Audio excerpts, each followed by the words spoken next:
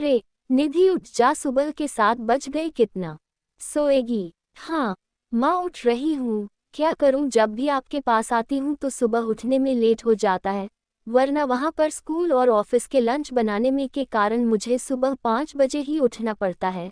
हाँ इसी वजह से मैंने तुम्हें नहीं उठाया, लेकिन 7 बज गए हैं, थोड़ा टहल ले। तेरे पापा भी टहलने गए हैं और मैं टहल के आ भी गई। अच्छा अच्छा माँ, मैं भी छत पर ही टहल लेती हूँ। यश को भी सोने देती हूँ, अगर उठेगा तो बता दीजिएगा, मैं छत पर हूँ। हाँ ये तेरा बेटा ही नहीं, मेरा नाती भी है। तू जामा चादर समेटने लगी। निधि भी छत पर टहलने के लिए चली गई। उसने देखा बगल की शीला काकी अकेले छत पर बैठकर कुछ बड़बड़ा रही थी। निधि ने देखा आसपास कोई नहीं था, उसे बड़ा आश्चर्य लगा। पिछले साल ही तो आई थी जब शीला काकी और उनके पति रमेश काका से मिली थी।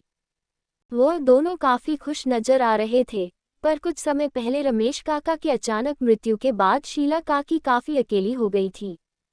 ऐसे शीला काकी के 5 बेटी और एक बेटा था। लड़के की चाहत में शीला काकी ने 5 लड़कियों को जन्म देने के बाद एक लड़का हुआ था। बड़े लाड प्यार से उस बेटे की परवरिश हुई थी। उसकी 5 बड़ी बहन हमेशा उसके खिदमत में लगी रहती थी।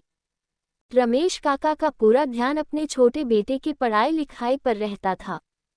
वैसे बेटियों को उन्होंने ज्यादा नहीं पढ़ाया था, क्योंकि वह बोलते थे कि ज्यादा पढ़ लिख कर क्या करेगी, आखिर में चूल्हा बर्तन ही तो करना है। मेरे कुल का दीपक तो मेरा बेटा है, वही हमारे खानदान का नाम रोशन करेगा। बेटियां तो पराया धन होती है, और शायद 8 लोगों का परिवार होने के कारण इतनी सुविधा भी नहीं थी। हालांकि रमेश काका की सरकारी नौकरी थी, पर 5 बेटियां होने के कारण वह जल्दी जल्दी सबकी शादी करना भी चाहते थे। जैसे जैसे वह सब 12वीं पास करती गई, सबकी कहीं ना कहीं शादी कर दिए। निधि को रहा नहीं गया, वह दौड़ के अपनी माँ के पास आई और बोली, शीला काकी को देखकर बहुत दुख हुआ। माँ, वह अकेले में क्या बड़बड़ा रही थी। ये सुन के निधि की माँ की आंखों में आंसू छलक आए। उन्होंने कहा, जब से रमेश भैया गए तब से शीला ऐसे ही रहती है। पता नहीं उससे क्या दुख हुआ कि वह धीरे धीरे इस हालात में पहुंच गई। घर में बेटे बहू है, पर कोई उससे बात भी नहीं करता, सब अपने अपने काम में लगे हुए हैं। सिर्फ 2 समय की रोटी उसे मिल जाती है। बेटी सब भी आती है, पर वो इस काबिल नहीं है कि अपनी माँ की कुछ मदद करे। वो सब खुद पति पर और ससुराल वालों पर आश्रित है। सब बेटियां आकर बस देखकर ही चली जाती है। कुछ दिनों से शीला की स्थिति खराब हो गई है। निधि के आंख के सामने वो पल घूमने लगा। काकी की 5 बेटियां उन्हें घेरे रहती थी। हमेशा घर से हंसने की आवाज आती।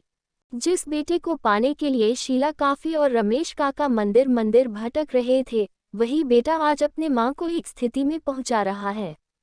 निधि की माँ कहने लगी, शीला के पति के जाने के बाद उसके पेंशन से जो पैसे आते हैं, वह सब भी उसके बेटे बहू रख लेते हैं। इसी लालच में वह उन्हें वृद्ध आश्रम नहीं रख रहा, नहीं वहां भी पहुंचा देता।